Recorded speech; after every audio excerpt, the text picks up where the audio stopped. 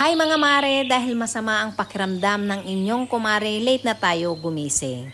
Kaya late na rin ang ating almusal. Tara magluto tayo. Ununa ko nga palang iginisa ang sibuyas at isang chili, saka ko ngayon isinunod ang kamatis.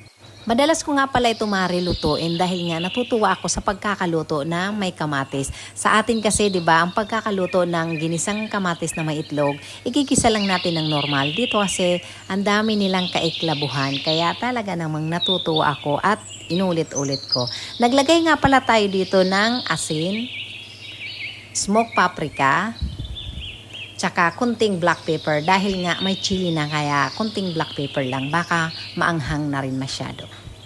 Ito talaga ang realidad ng buhay abroad. Yung kahit masama ang pakiramdam mo, kailangan mong magluto ng almusal dahil wala ka namang aasahan kundi ang sarili mo. Ayan na nga, naglagay na tayo ng itlog sa ibabaw ng kamatis. Paalala mga mare, ugaliin nating hugasan ang itlog bago gamitin nang sa ganun makasigurado tayong malinis.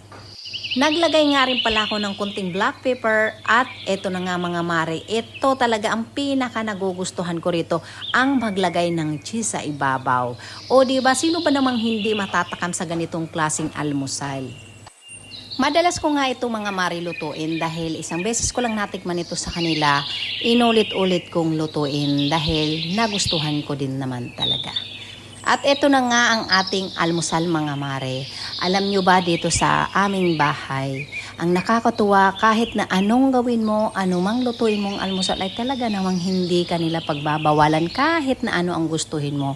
O kita nyo naman mga mare ang ating almusal, isipin nyo yan, pupwede yan sa tinapay, pupwede rin yan sa kanin. Depende na rin sa inyo kung ano ang gusto nyong i-partner dyan. Pero sa akin, ipinartner ko siya sa tinapay mga mare.